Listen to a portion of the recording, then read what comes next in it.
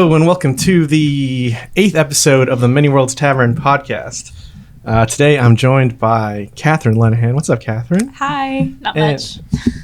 And also joining us today is Antonio. He was helping us out with the Honey Heist playthrough that we just filmed, and he was in our Princess of Isabel playthrough as well. So thank you so much for joining us. Thanks for having me. We're going to be talking about Honey Heist, a little retrospective, some Many Worlds stuff, and then go from there. So first of all, I wanted to make an announcement about Many Worlds. We have pulled the instant coffee from the shelves. Just from the way we were storing it, it's kind of transformed a bit. It's supposed to be little crystals, but it's been kind of condensing into a sheet of coffee. And while still safe to drink, we're kind of not super happy with the experience and the dissolvability and stuff like that. So we are pulling them, which is kind of frustrating. But it should be like a Gatorade powder experience, and now it's kind of like a trying to break up fruit leather experience. No. Yeah. So, yeah. Yes. So we are pulling those and also offering any refunds if you ordered any of the instant since August 1st. Send us an email. We'll get it right on your order. And info@manyworldstavern.com. Correct. Or send us a little update in our website, like contact sheet, and we'll also see it. Yeah.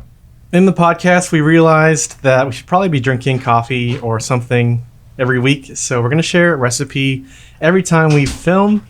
Today, I made some honey cinnamon lattes to enjoy thematically with Honey Heist. With oat milk. And it's delicious. With oat milk. Oh, thank you. So before we started filming, I asked Catherine if Antonio drinks coffee, and she pretty much instantly said, no, not really. And then I guess he texted her and said, yeah, I was like, I want some coffee today. Yeah. It's an early start. To be fair, I think most of the time when you would like come into the shop when I was a barista, like it was in the afternoon, so you were always asking for chai or you'd get something tea-based. Yeah. So in my head, I was like, well, Antonio doesn't really drink a ton of caffeine. Yeah. So I told Chris that, but like, you like tea. Yes. And I was like, well, I know that Antonio likes a couple of the teas that you've tried that we have that we're launching soon. And I was like, well, just do that. And then you immediately texted me, hey, if it's going to be at the roastery, can we have coffee? Caffeine does strange things to me, but it's because I rolled out of bed and I was like, this is not going to happen unless I immediately have something to wake me up. So, but thank you. It is delicious. Awesome. Yeah. It's really simple. You can just do honey and cinnamon, espresso, and milk. If you want, you can make a honey syrup, which is just 3 parts honey, 1 part water, which is pretty helpful to have if you're making cocktails or whatever, because it just pours out of a bottle. It dissolves way easier. And it dissolves way easier. So that's what we're drinking. On to the main topic, Honey Heist. Yeah. You guys take it away. I'll watch. Oh my goodness. If you don't know, Honey Heist is a one-shot tabletop RPG written by Grant Howitt from 2017. He's pretty well known for doing a bunch of different kind of one-page tabletops. Honey Heist is probably his most popular. You're literally the only 2 goals I think on the paper is like the first one is like there's a convention that you're trying to steal the honey at, and 2, you're a goddamn bear. And those are the only prompts really. It can go wherever you want. It can be, adapt based on the party you have, the players you have, the DM or the bear master you have, the BM. But it got pretty silly pretty fast. It's pretty fast, like in the first 10 minutes. Yeah. It was pretty crazy. You played a... I played a black bear. Mm-hmm. You were the face. I was the face of the group. Not a very good one. I got captured spoilers. I got captured pretty quickly. Yeah. You were the only one though. I was the only one who got captured.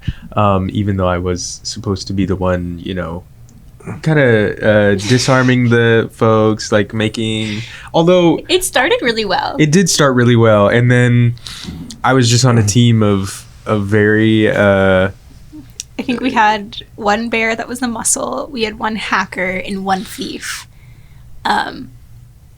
Yeah, I mean, I think we started it. It was like the setting was like a dangerous fishing village. Yeah.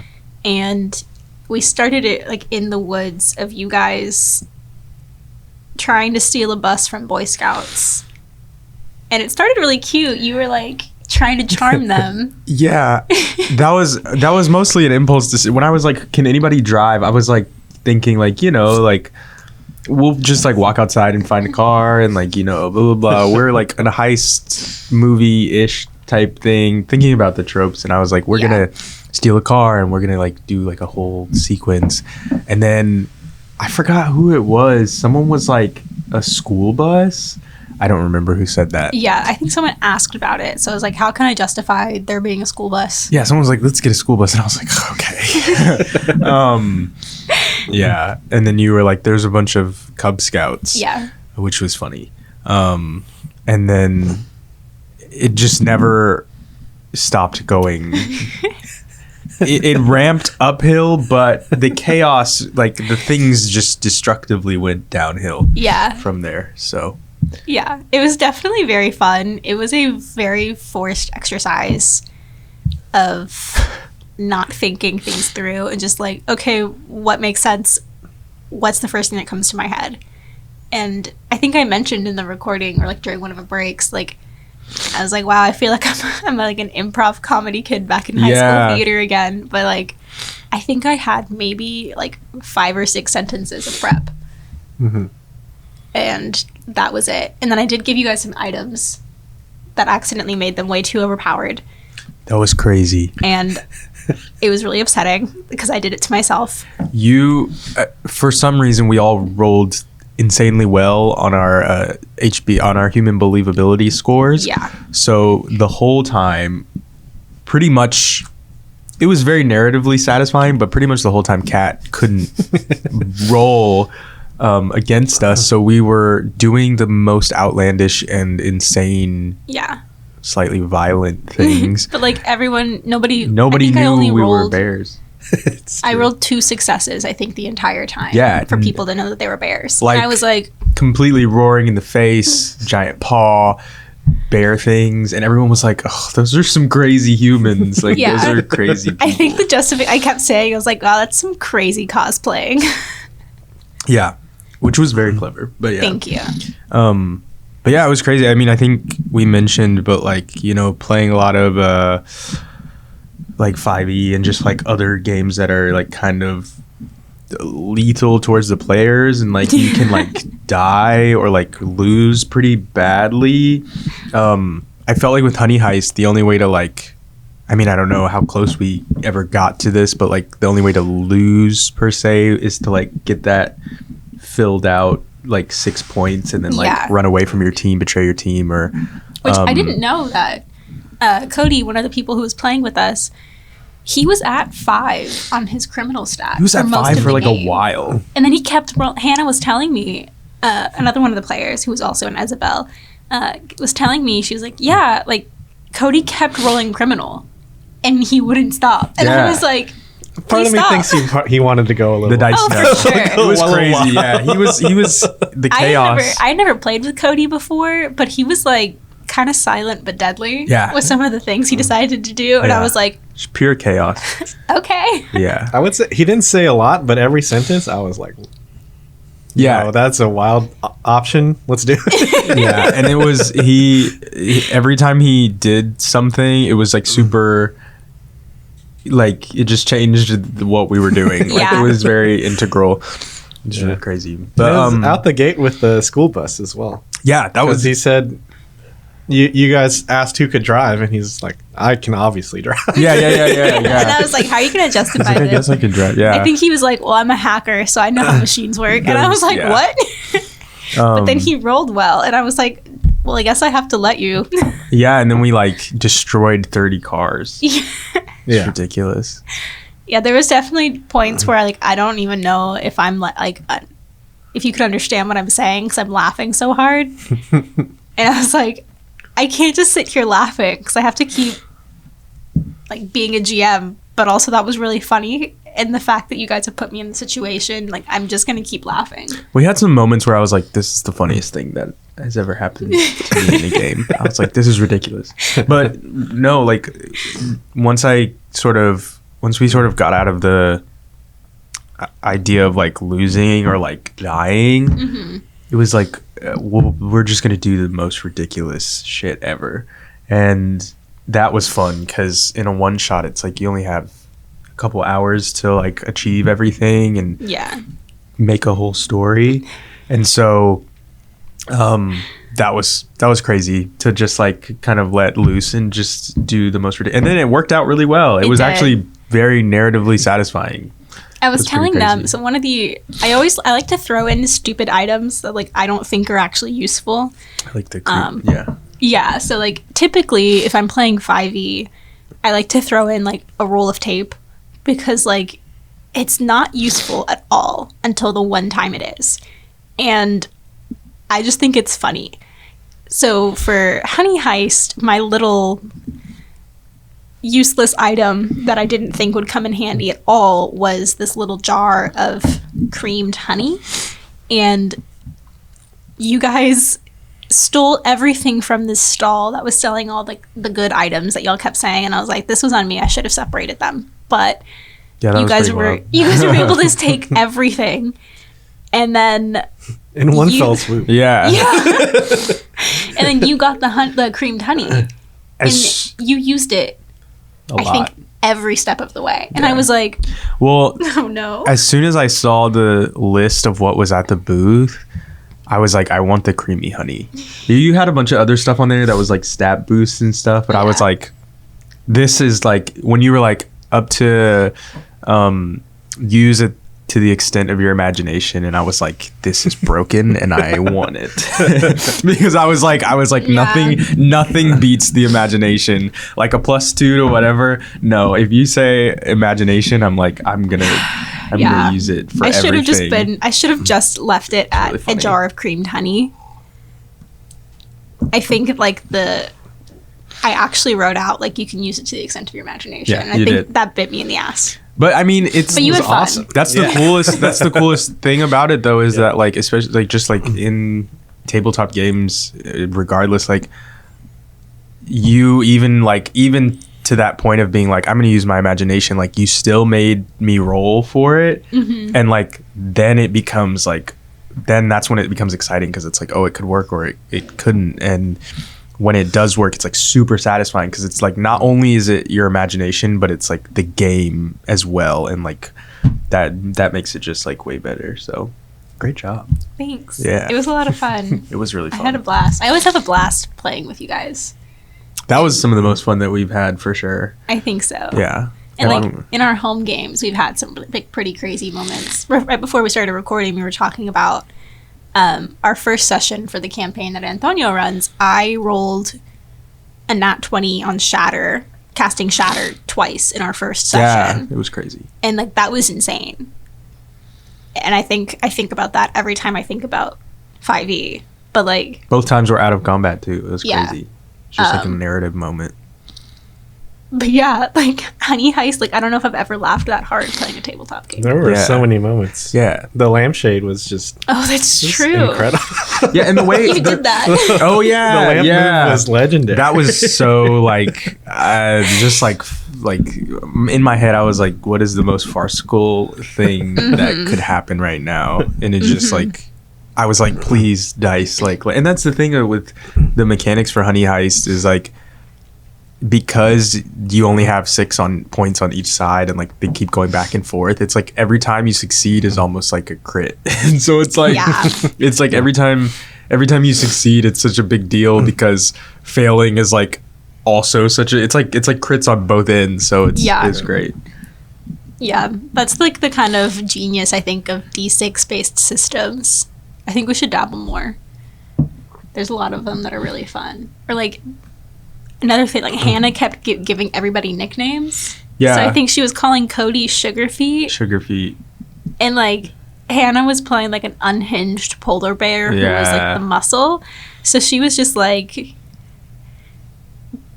completely not invested. She was like, everything is fine, even when things went bad. She was like, that was supposed to happen. And I was like, oh my god, you play this character too well. No, it was wild because Cody and Ellen rolled retired. Yeah. They were retired bears. And then Hannah was unhinged and I was slick. But when we got to the table and like, it was like they were retired and she was unhinged. I kind of just like fell into like a rookie position, and the dice wouldn't like let me be that slick. So I was like, okay, well, I was like, Cubby, who my character, I was like, Cubby's just like out of his element. Yeah. I was like, everyone here is just like a little better than him at this, and it just keeps. But he was integral to the success of the heist. You failed. There was a point of like 10 minutes, I think you failed every check you tried to do. I did.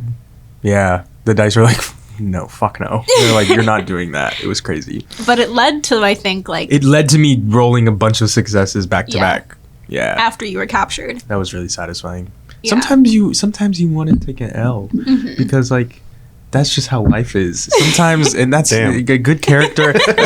A good character arc. A t-shirt. Yeah, a good character arc, good character development. Sometimes you gotta take the L's before you get a massive dub. You're right. Yeah.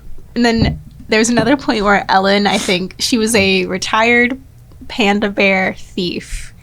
And she was rolling to, like, distract people. And she rolled well. So I had to, like, let her say however it was going to happen. And she was like, well, I think I just turn over some trash cans and like I throw the trash bags out, and she's like hitting children and like throwing things at the walls. She flips the trash cans over and she's like, and then I take out my bamboo and I just go and starts like jamming to Phil Collins, and then that became a bit through the whole game. I know, thinking every song was Phil Collins. Yeah, it's really funny. I was like, I'm upset at how funny that is. We had so many moments like that, and I think it's just like everyone's personalities just lending themselves to the game. It's definitely, I feel like playing it has so much like replay value, because you could just like, you can just so easily slide yourself into any one of the, just like even with rolling like the characters, like it's so easy.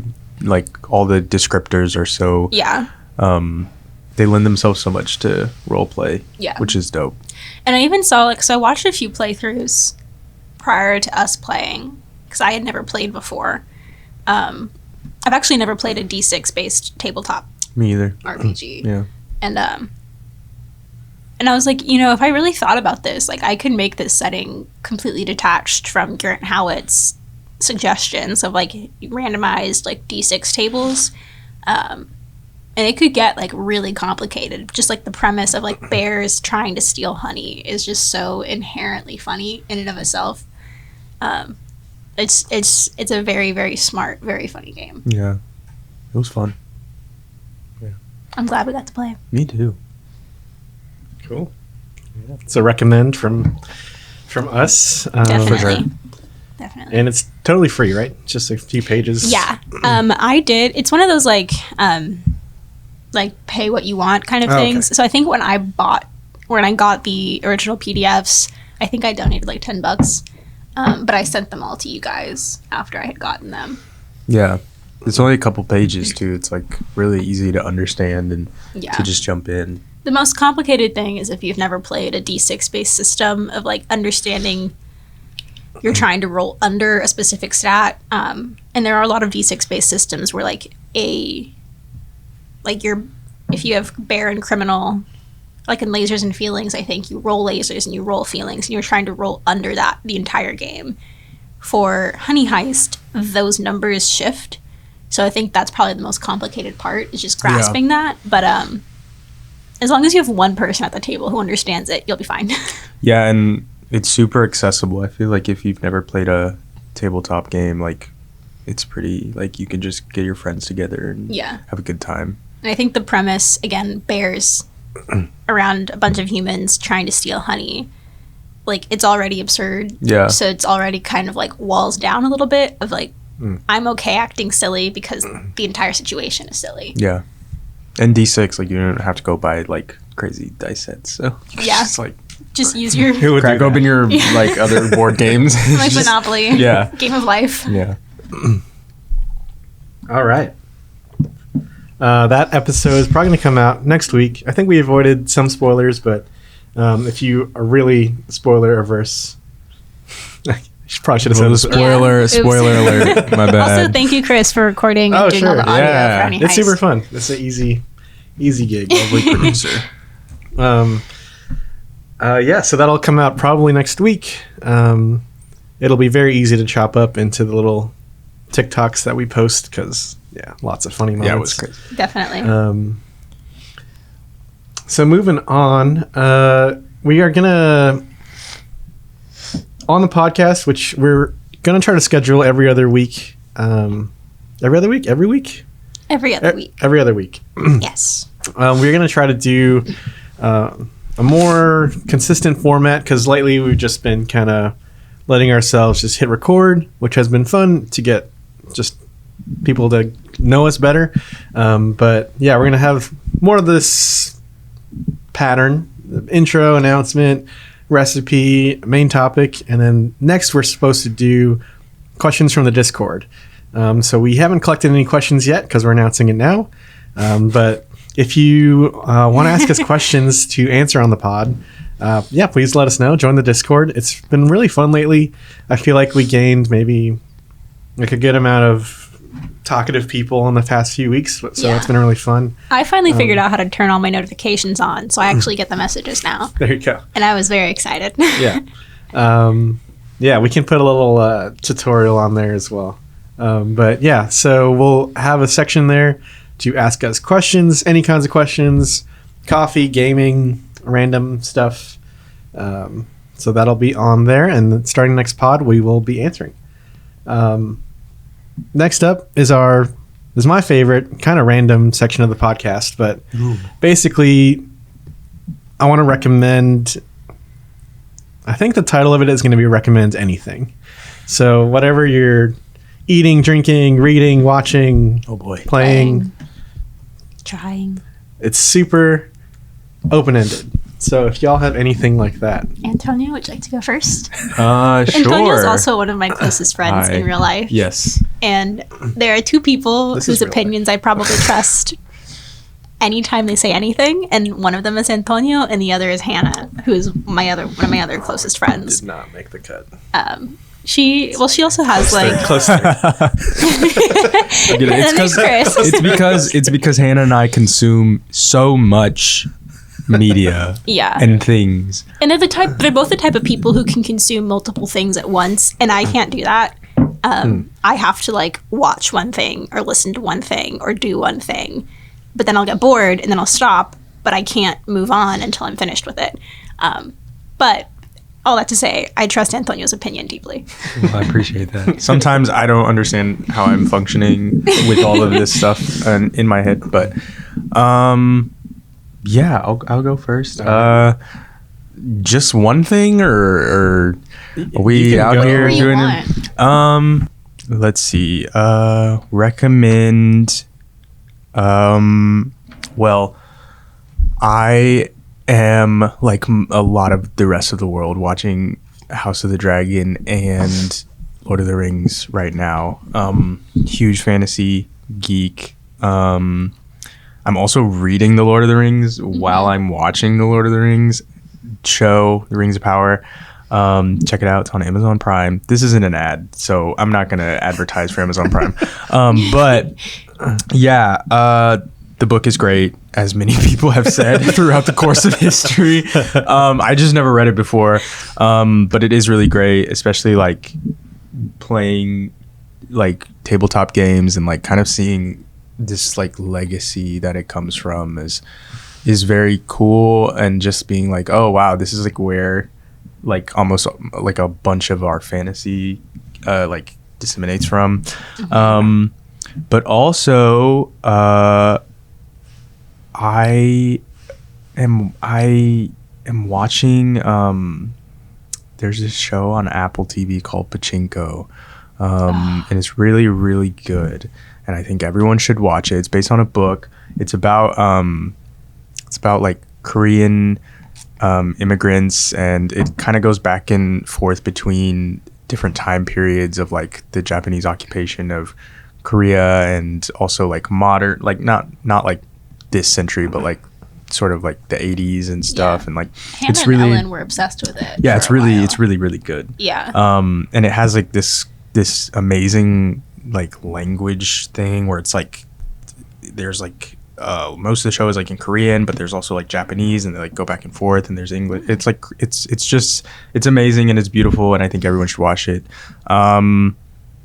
Playing our home games. Yeah, basically our home games.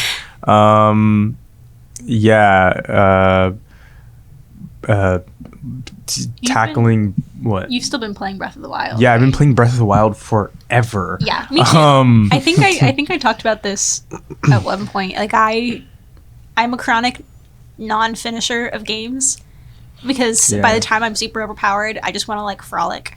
So in Breath of the Wild, all I do is cut grass. Yeah, that's all I do. We kind of have similar issues when it comes to just playing like RPGs, especially in video games. I'm a huge like map clearer. When I was playing Ghost of Tsushima for the PlayStation, which is also a really fucking amazing game and beautiful. But so there's like 2 maps, right? I'm not gonna spoil anything, obviously, but there's 2 maps, and there's a section where you like go from one part to another part, and I got to that part where it was like, oh, let's go to the other part, and I was like, actually, I have to 100% clear this other place before I can even go. Yeah. So in that way, the game becomes a little less challenging, simply because I am overpowered, because I have found all of these things that are meant for kind of, post-game stuff. But I don't know, when they have those like fog of war things on maps to clear, I'm like my ADHD kicks in, and I'm like, I have to know what is it. There can't be anything. I remember we both got Pokemon Arceus like the same time. Yeah. And you went through everything a lot faster than I did, because all I did was grind. I think I didn't even leave the first area for like a month of real time. Yeah. And you were like, how? And I was like, I don't know. I was like, I don't know. Well, you were like, I'm gonna actually do the Pokedex and like catch all of these Pokemon multiple times, and I was like, every single Pokemon. I think I just got to the 4th area like a couple of weeks ago. Yeah. Every single Pokemon that it's possible to have up to that point, I have a completed dex entry of. It's a little intense, but it makes me happy. It's wild. Yeah, no, I was like, I'm just gonna get through this game, and then I got to the post game like boss, and I was like, this is kind of hard. I was like, it's probably because my Pokemon are underpowered, but that's, I think those are my recs right Any now. Food? I had some good Ethiopian food like a week ago or 2 weeks ago. If you live in Houston, Texas, there's this place called Blue Nile, and it's delicious, and it's really good. That's all I have to say about it. It's solid. 10 out of 10. But yeah, I think that's it. I mean, I'm kind of watching what the rest of the world is watching right now, because it's an insane time to be a geek and to be a part of any fandom. Truly. There's a ridiculous amount of content out there. Like the Star Wars Andor comes out in like next 2 weeks or something like that. It's crazy.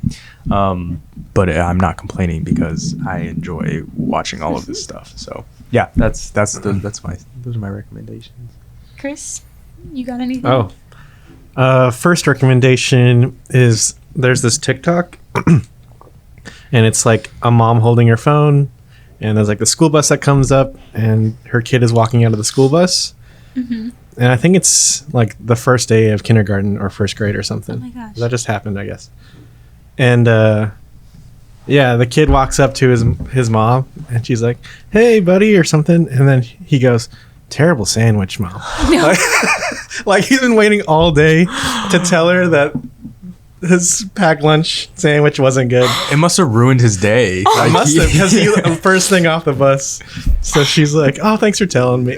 Oh It wow, was so Oh funny. my God. I will link it in the description, that's but really funny. Oh my God. I've been thinking about that a lot. I was a weird kid when I was little. I mean, arguably still. But I wouldn't eat sandwiches. I would eat all of the components separately. So I would like have bread. I would have ham. I would have cheese. I would not eat it if anything was together. I was a really difficult kid. That's tough. But I've grown out of it. It's okay. I love sandwiches. So you turn your sandwich into a Lunchable. Essentially. But my mom Wow. wouldn't let us buy Lunchables or things like that. Oh, Yeah. I didn't have a Lunchable. I don't that think probably until I could have was, like, solved. That seventh probably could have grade. solved some problems. It's like sectioned Yeah. off for you. Yeah. I mean, my mom worked remote when I was growing Yeah. up. So like she was there to like make us lunches. And she was like, "I'm not going to let you eat That's gross so funny. foods." And I was like, "But everyone else gets Twinkies. I'm not a Oh. Twinkie." Yeah. I feel like it's easy to make fun of like millennial parents for being super like granola crunchy. But when I think back to what we were eating as kids, not That's good pretty, stuff. That's pretty crazy. Yeah. I went through a whole phase where I think like the only thing I ate willingly was fruit snacks, because I didn't have fruit snacks until I was like 15, and I was like, this is the greatest thing in the world. So I would get like the 40 pack boxes and just eat fruit snacks like all day. Oh Yeah. wow.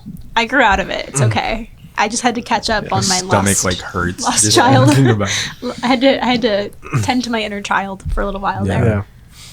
Yeah. Also watching House of the Dragon. I haven't touched Rings of Power yet, but I'm excited to watch that. Third episode today. Okay. It's crazy. I saw this funny take where this guy was thinking like House of the Dragon is probably going to be good until it proves him wrong, basically, and then he has the opposite take with Rings of Power. He's like, I just feel like it's going to be bad until it shows me what it is. Interesting. And I'm kind of, I don't know, maybe nervous for it for some reason. They don't need my sympathy though. They probably are doing good. I mean, Yeah, probably. I mean, it's beautiful. yeah. Like, Okay. Yeah. And we, Which we've is, talked like- about this, like, I know, like, both, like, outside of obviously recording, of like, we didn't get any fantasy content for years. And I think part of it is like COVID and lockdown, like so many shows were put on like hiatus or suspension or like were like tabled. So all the nerds of the world just had to like live vicariously through actual play podcasts and shows. But now they're back. Yeah. Back. Yeah. I'm so happy. Yeah, and it's like I don't know.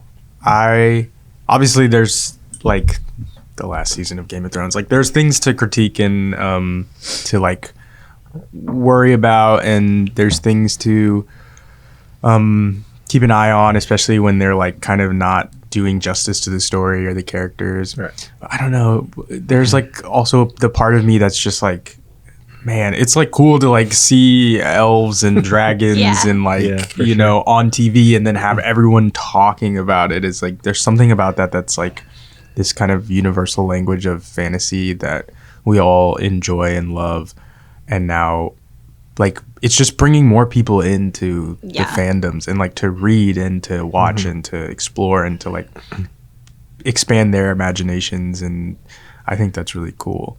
Sometimes shows suck. Sometimes they end poorly or they just like don't begin well. But they're both really pretty to look at. So Yeah. I enjoy that aspect a lot. So Yeah. if it doesn't have anything going for it, it has the production value. What else?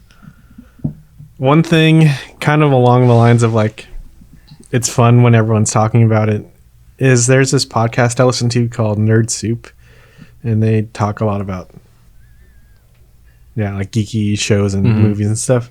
And sometimes I get pushed to like keep up with movies and stuff because I want to hear their podcast where they talk about it. I do the same Yeah. thing. It's That's like, oh, I've crazy. got to skip this podcast because there's spoilers, and Yeah. then it pushes me to watch it. So recommend those guys.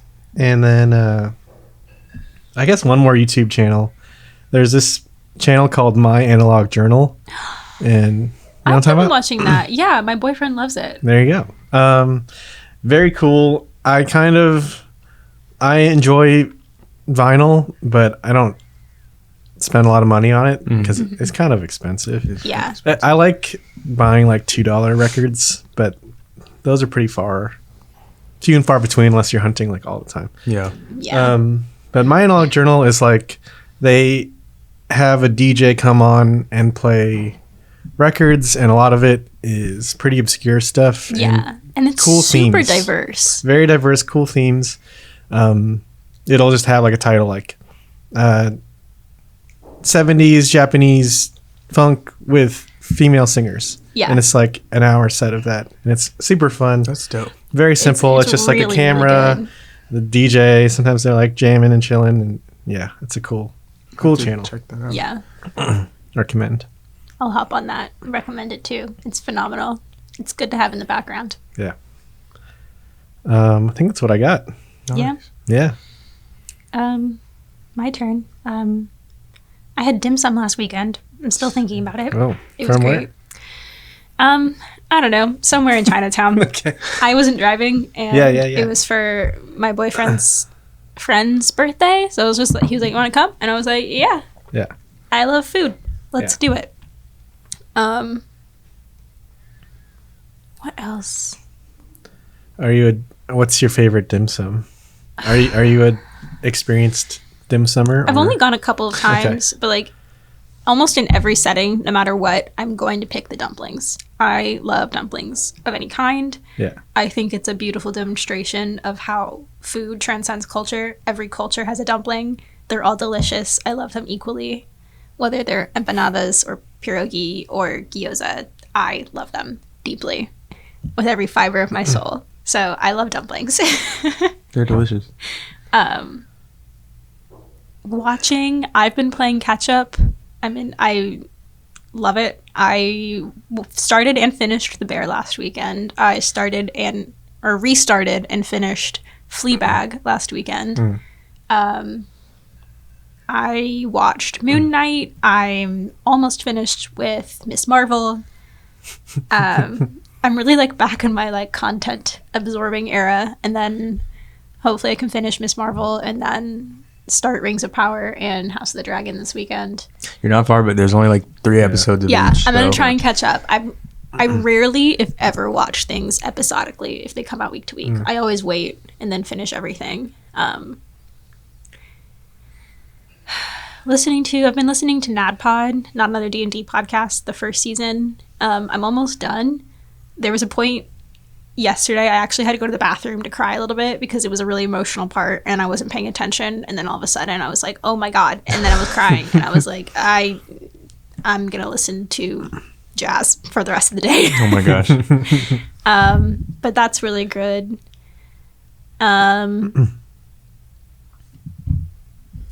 Reading, I read actually a book that you got me for my birthday, Mexican Gothic. It was very interesting, and then it got really wild. It's kind of like if V.C. Andrews were to write something like Rebecca.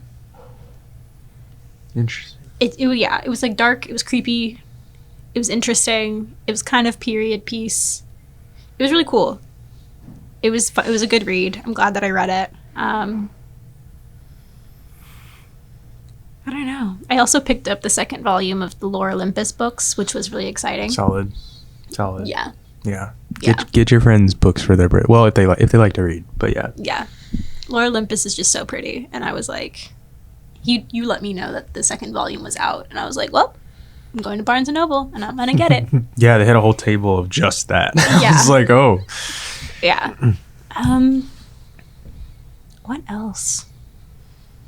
Oh, listening to there's this Australian hyper pop artist named Montaigne, spelled Montaigene.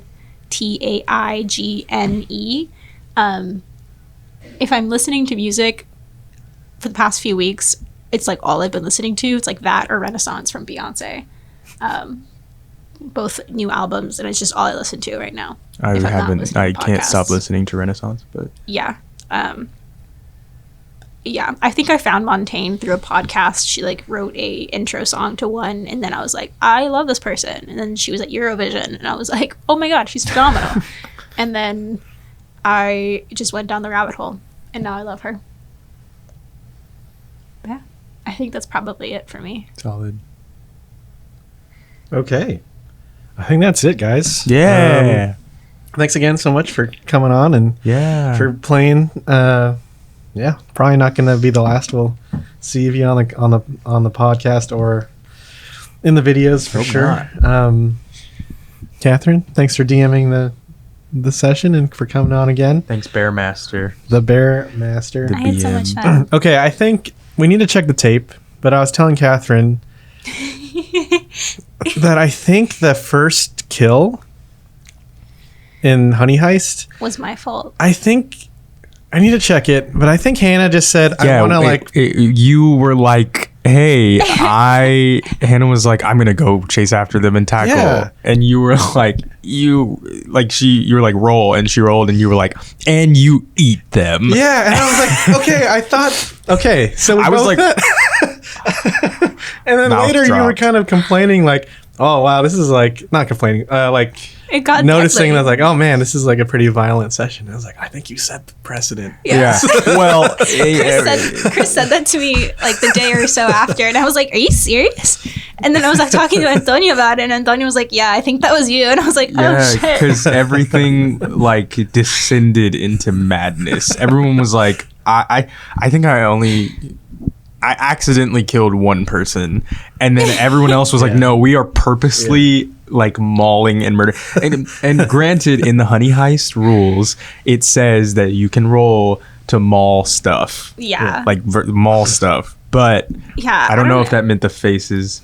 You had some brutal kills. You were like smashes their head in. Yeah. Bones I mean, I think crunch. at that point it was like we've escalated already. I think I was just like bamboo. She was like trying to throw skulls. bamboos at ninjas, like a ninja star. I think it just kind of escalated because I was kind of like in 5e one shot mode, and like one shots that I've played in 5e, I'm like, oh, like there are no real consequences. I'll just like do whatever I want, and if that means like casting a spell and like getting someone got, I'm gonna do it. And then Hannah, I think, was the first one. And Hannah was the muscle, so like I already had that kind of like martial class parallel in my head. And I was like, well, I mean, if this is a person and you tackle a person, like they're going to die. So, and then she ate them. She was hungry. I don't really know where that came from. That was all in your head. I guess. Eating is another level, I think. Yeah. But it was funny. Yeah, I think we all She had never fun. ate anyone else, just that one person. She was hungry. But It's yeah. fine. Okay, that's episode 8. Woo!